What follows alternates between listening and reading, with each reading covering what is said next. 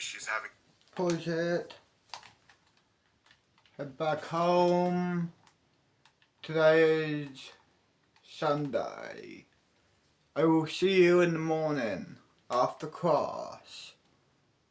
See you. Took effect. Oh hi. You do not recall the first. You were asleep, dreaming of unusual Come things on. and fantastical adventures as one is wont to do. But you were awoken by the sound of the owls at your window. On cue, I heard them. The owls surrounding. I snapped my head up and looked towards the now manifested window. A pair of white owls sitting on a lone branch, watching me. They wanted to check in on you. Make sure you weren't about to forget what happened. You didn't forget, did Hey, brother. Demi? They grew in Oh, size, hey sis. their plumage growing brighter as the heads spin and turn far beyond what they should be able to. I shield my eyes as the brightness is borderline blinding. This is my sister. She's in my A class. trail of blood dragging down the side as the owl drops out of sight. The right one in disbelief. The first game. I breathed. You decided that it was time to get up and explore the rest of the house. Perhaps your roommate knows more. A small checklist appeared on the right side, the main quest being speak to the gibbon, and the side quest being search for the next glitch. Tell I walked them past the window and into the darkness, how old you are. the world building around me, and a Something. pathway to the door opening up.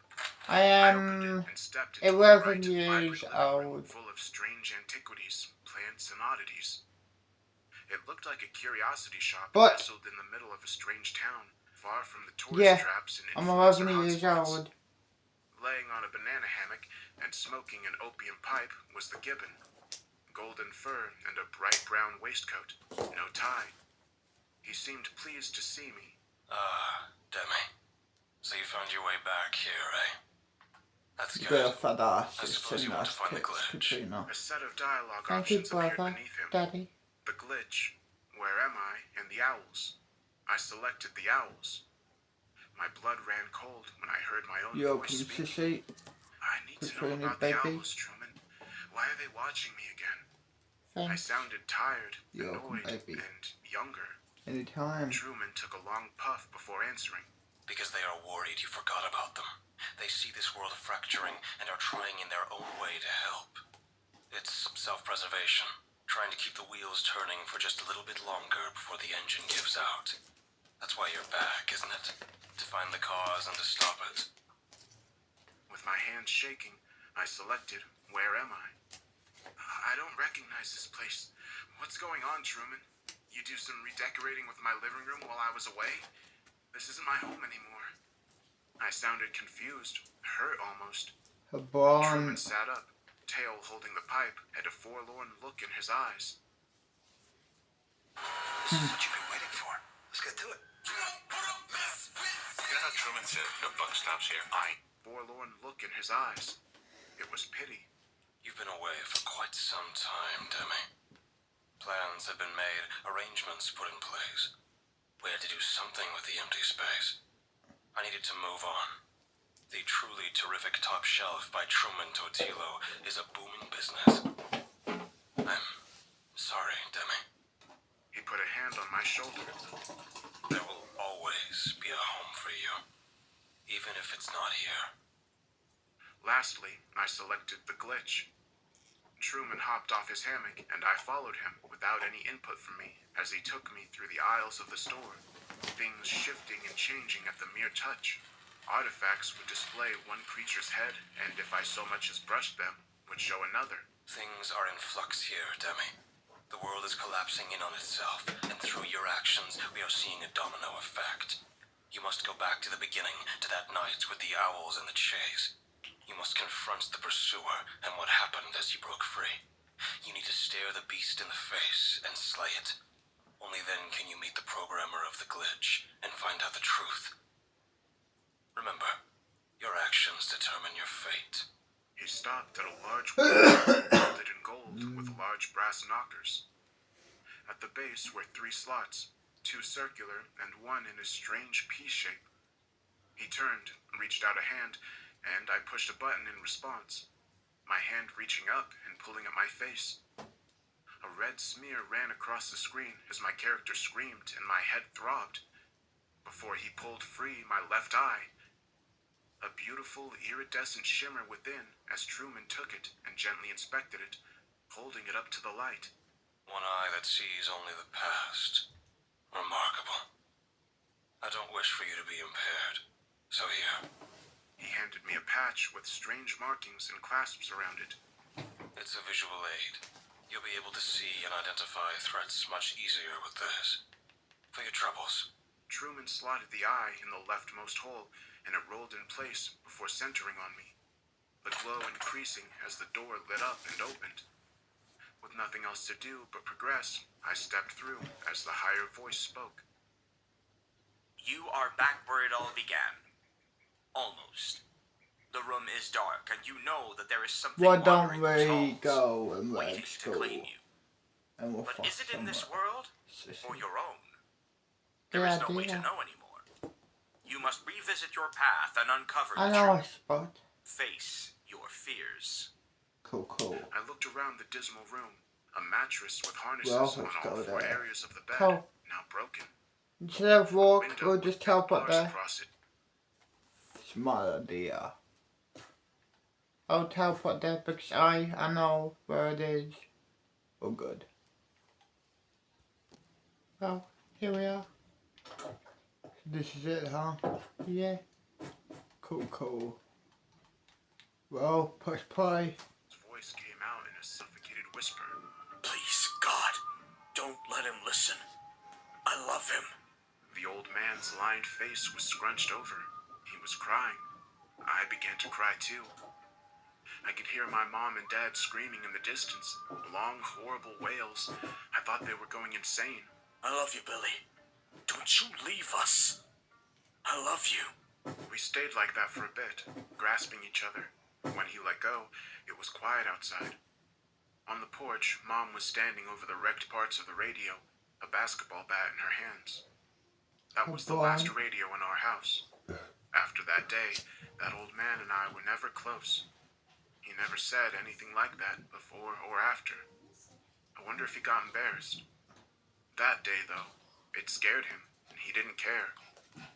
In my old town, he beckoned me to follow. I jumped down with a hollow thud into what looked like an old cargo container. Whoa, has this been here the whole time? Flakes of rust hung lazily from its corrugated walls, framing a gloomy image of Alex beside a dusty table and a peeling green fold-up chair. Well, it didn't just appear overnight, did it? Alex scoffed. What do you think? New base of operations? He turned to the scant tabletop. Its only residents were an old-fashioned radio and some kind of microphone or transceiver. I don't know, man. It's a bit depressing in here, but with some decoration. I trailed off as Alex fiddled with the radio dials. A dim blue display flickered to life, and the radio hissed out static. Dude! Alex yelped while adjusting the frequencies. My dad used to have one of these. If we get walkie-talkies, we can... A sudden hush replaced the static. Then a low, almost inaudible buzz, underlying another sound emerging from the radio waves. Then we heard it. Ears! Cover your ears! I screamed, slapping my hands over my drums with such force it sent a painful compression down my ear tubes. I looked back over to Alex. My stomach felt as if it plummeted 10 stories. His arms swayed limply by his sides, his eyes locked on the radio. I'm not sure exactly what happened in that moment. The next thing I remember was kicking the radio onto the floor, hands still clamped around my head, then stomping it into scattered pieces. That brief span couldn't have been more than 10 seconds. I grasped Alex by the shoulders and spun him around. His limbs felt stiff, but his eyes are what stick with me to this day. They were murky, churning mist in their depths. The eyes of an old dog. The shine was gone too. Like every molecule of moisture vanished, leaving his eyes matte and dull. I shook him. When that didn't work, I slapped him. Nothing. Alex just stared vacantly at a distant point. Adults. Need to get adults. I croaked through the hard lump in my throat. Without a word, I pulled myself up and out from the belly of the metal mountain and flew down the beams and bars with reckless abandon. I had to walk around the scrapyard for a few minutes until a single bar of service popped up. I phoned my dad without hesitation. Dad, I'm at the scrapyard. Alex, he heard it. Wait right where you are. I'm coming. There was nothing else that needed to be said. My dad arrived with 3 other men in a pickup. After a brief explanation and a pointing finger, they set off up the grimy heap for Alex. When they came back, Alex was slung over the largest man's shoulder. They set him in the middle back seat for the ride back, stuffing me in the back. It was hard to hear their conversations. Still, I swear I heard someone say, "Would have been better off leaving him here." The rest of Saturday blurred together. My mind was somewhere else. Afternoon bled into evening, bled into night, with oily storm clouds rolling in from the west. I stared out the window through the pattering raindrops that died on the grass in small, hollow taps. Amid the clear runnels sat a solitary hill on the edge of town, shunned by the trees around it. I understood its predicament then, on Alex's behalf. The whistle, whatever Alex heard in it, whatever it done to him, left him alone. Daylight drained over the horizon, yet in the fading dusk, a small figure slowly marched its way up that hill. Dim shadows of orange and yellow shone from Alex's blonde hair. My eyes widened. What was he doing? He crested the hill under encroaching shadows and stopped at its peak. I could barely make out his silhouette, eclipsing the low sun.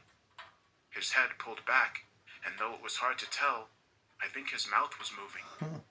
The only way I could describe it was that he was speaking into the sky, into the murky clouds that would swallow his words for themselves. Hey, hon.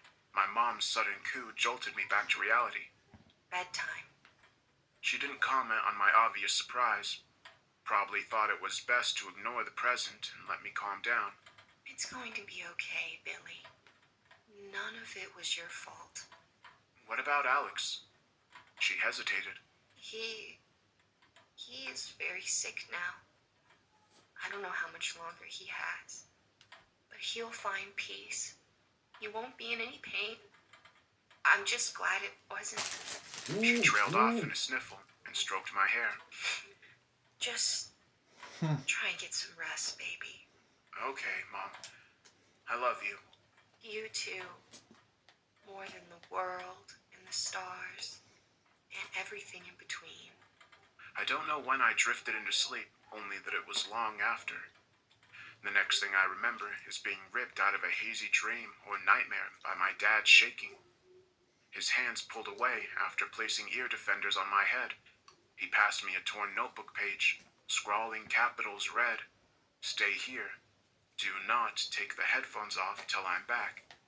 I nodded and pulled my covers up tight, watching the hallway light shrink to a sliver through the door as Dad left. The shock of it all made everything come rushing back. Alex and the hill. I sprang off the mattress and over to the window, parting the curtains just a crack to peek outside. Other than swinging flashlight beams, it was near pitch black outside. Still, I knew where the hill was. Such a familiar sight, it had become something close to muscle memory. Squinting in its direction, I frowned. A messy array of dots punctured the night, blinking in strange neon greens and blues. An empty sky told me the cloud cover hadn't yet passed. Whatever towered out there in the darkness was below the clouds. Close. Real. I retreated into the sheets. Maybe it was just some sort of faraway radio tower I'd never seen before that just so happened to line up with the hill. An ambient breeze blew in the headphones over my ears, like hearing waves in a seashell. The idea of the whistle worming its way through the white noise terrified me, and I curled up under the covers. Sometime later, my bedroom door opened. I didn't see or hear it, but felt it. A light tapping on my shoulder beckoned me to emerge, and my dad gently removed my ear defenders. "What's happening, Dad? The lights. Where's Alex?" He didn't answer, only hugging me and whispering that we'd talk about it in the morning, promptly gliding out of my room and leaving me alone. Sleep never came. How could it? I had so many questions, so much fear, so much guilt. It seemed so damn obvious. An old radio, just like the one on the day Grandpa saved me. The same events played out, only I couldn't save Alex like Grandpa had saved me. I thought of asking him about it all, but he was still the same old man with little to say. Sure, finding answers was enticing, but it wouldn't fix my mistakes. It wouldn't change the way things had become. When day broke, I parted my curtains reluctantly. The hill was empty. The only difference I could tell was that the grass looked all curled up. Earth hewn from its place, lacerated, torn up. I refused to stare any longer and went downstairs. I stood in the kitchen, hesitantly looking through the window at Grandpa sitting on the porch. Would he comfort me or shoo me away? In the end, I turned back to the sun rays and headed upstairs. With Grandpa on my mind, a light bulb flickered on. I remembered when he moved in a few years ago. He'd lugged a bunch of old, dusty boxes up the stairs. He definitely didn't put them anywhere on the first floor, so he must have stuffed them up in the attic. Mom was reading downstairs, while Dad occupied himself with gardening. I can't blame either of them for distracting themselves. The attic hatch cord creaked, and I feared it might snap, but the latch released, and the bolt-on ladder segment slid apart, hitting the floor with a soft thump. I climbed up the cold rungs and had to stifle a cough after inhaling the stale, dust-choked air. I spent some time searching the forgotten corners and behind low roof joists until a stack of beaten cardboard boxes caught my eye. There wasn't any writing on them, no name or dates, with their split edges and sagging corners. I got the impression they were what I was looking for. The boxes held bundled stacks of papers, some faded photo albums, and the treasure of my hunt, a leather-bound diary. The spine cracked as I flicked through its pages. Most of the contents were mundane, everyday life, until I stopped at a series of late May entries from '72. This is what they said. May 23rd, 1972. I need to get it out because if I don't, I'm scared that I'll forget it. Not that I want to remember. I want to forget. I want that more than anything. But if I forget, it'll come back and put someone else in danger. It'll take someone the way it took Jim Paulson. I need to start this at the beginning, or as close to the beginning as I can. Jim and I worked at Reynolds Quarry together. We didn't know each other beyond that. Not really. Sometimes he'd be there when we went out for drinks as a crew. But mostly, we just kept to ourselves. I didn't know Jim, but I like to think he was a good man. He had this big belly laugh. No matter how bad the joke was, he'd give a chuckle and slap his knee and tell you, "You're funnier than Bob Hope." Yes. I think he was married. Cool. Yes, Well, his wife he's was a born to Regina. smoke. Keep up on They had that. 3 kids with another Keep along the the way. swagger. I should call Well, her. it's a born Have now. Cecilia send over a casserole That's or not something. fuck. It's a born. No woman should go through what she's going through right now. Lillian Pierce worked for the good quarry girl. too. The secretary. We called her Nurse Lily because she was in night school for nursing. She'd also patch us up when we got hurt. I think some of the men came to her with bumps and bruises that didn't really need looking at. But she was professional about the whole thing. Always had a smile and a kind word. Always sent you back to work feeling great. I always wondered why Nurse Lily wasn't married. She was still young, only 30. I know people who would have called her an old maid, but she had time. Her whole life was laid out in front of her. She could have had whatever she wanted. A nursing job, a husband, a sweet little baby. I shouldn't be sentimental over Nurse Lily. I can't get sentimental now. Getting sentimental will only cloud my thinking, prevent me from remembering how it really happened. I think that's what it wants. I think it's filling my head with stories of Nurse Lily and Jim Paulson. Like I said, Jim and I weren't good friends. We worked together. It never went beyond that. I'm getting distracted. I keep feeling that if I don't write about it, it won't be real. It is real. It happened. God damn, it happened. There was an explosion. I remember that. When the dynamite went off, Jim and I had laid the wire and were climbing up out of the quarry. I remember a pain in the side of my head, ringing in my ears, warm wet blood running down the side of my face.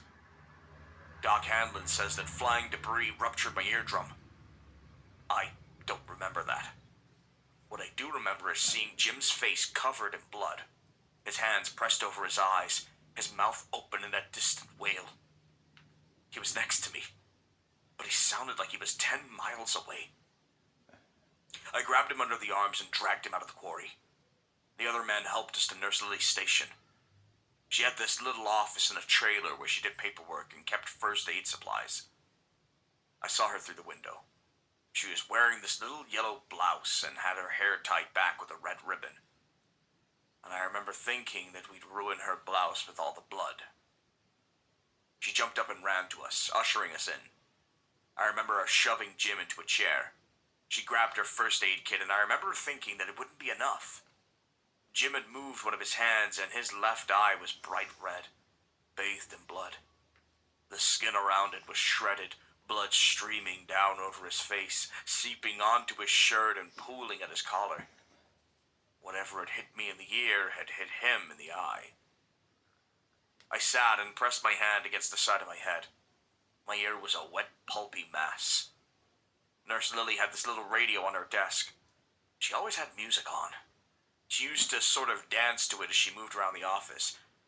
I don't know why I'm writing about that now. I suppose it wants me to.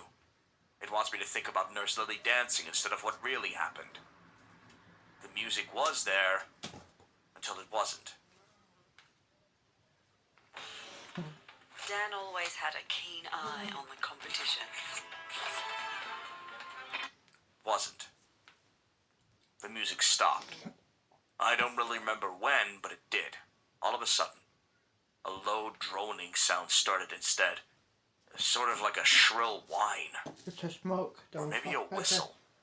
It's This long, low Down. note just filled the air. I'll be deaf in that ear for the rest of my life. But that day, my dead ear probably saved me. Nurse Lily was pressing bandages against his face, her mouth moving a mile a minute as she tried to tell him that things would be okay. The ambulance was on its way, and he'd be all right. Jim Paulson just got up and walked out of Nurse Lily's office. He just got up and walked outside. She ran after him. At first, I thought she was trying to get him to come back, but once she caught up to him, she just walked alongside him. They went outside together. I didn't go after them. I watched from the window as they marched out towards the quarry. I should have gone after them. I should have. I shouldn't have let them, but I don't think I could have stopped it. Jim tilted his head back till he was staring up at the sky. His face turned blue. I've seen a face turn blue before. My boy's face turned that exact shade before I realized he was choking and slapped his back until he threw up chunks of hamburger. But Jim wasn't choking. His skin glowed like the fuzz you see on the TV when the rabbit ears need to be adjusted. It was so bright. So bright. I covered my face, but I could still see it. Jim's mouth opened, and a long, thin wire sprouted up like a vine snaking up through the dirt. The wire was black and thin, barely visible. Little satellites budded along it, blooming like obscene iron flowers. My teeth began aching then. It felt like the fillings were trying to get out of my back teeth.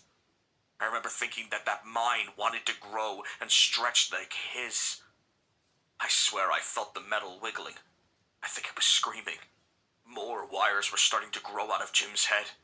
They sprouted from his ruined eye sockets. I didn't notice Nurse Lily.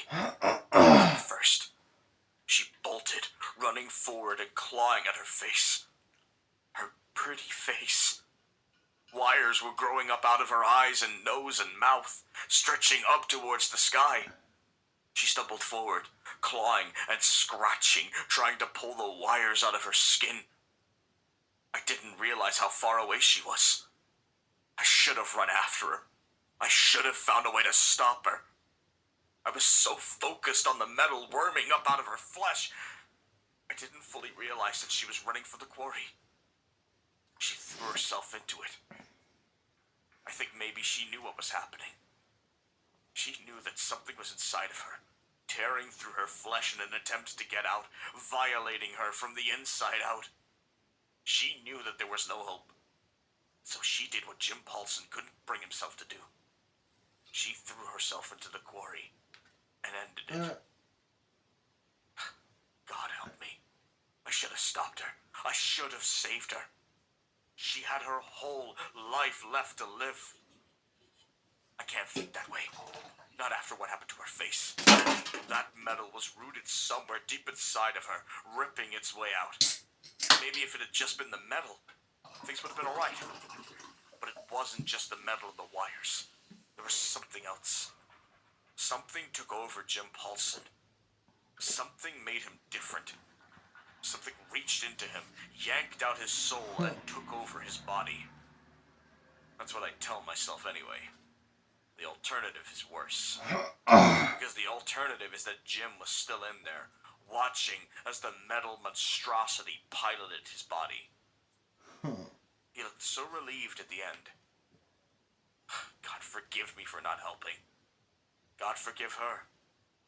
They say suicide is a sin, but I think God will forgive Nurse Lily. If there is a God, if he is just and all-knowing, if he truly does love and care for us, then he'll forgive her. But I know, deep down, that if such a God exists, he never would have let it happen in the first place. May 24th, 1972. Jim Paulson is dead. I've told everyone who will listen. Jim Paulson is dead, and nothing can bring him back. May 25th, 1972. God forgive me.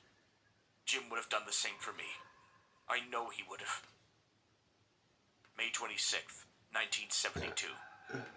I told Doc Hanlon to take a look at my teeth. They haven't been the same since I heard that sound. That whistle.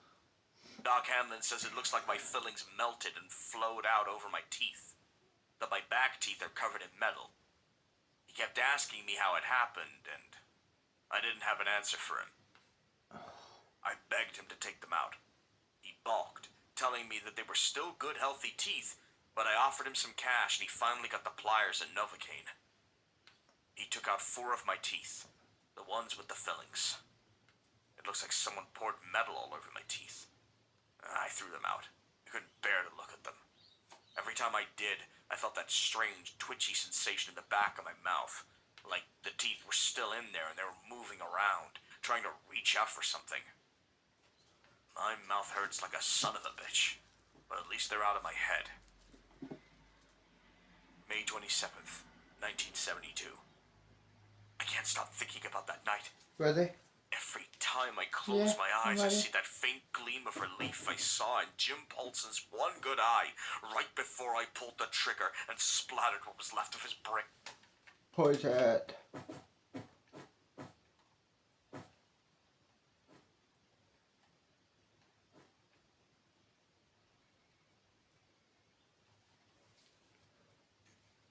Put your hair. I guess I'll see you in the morning.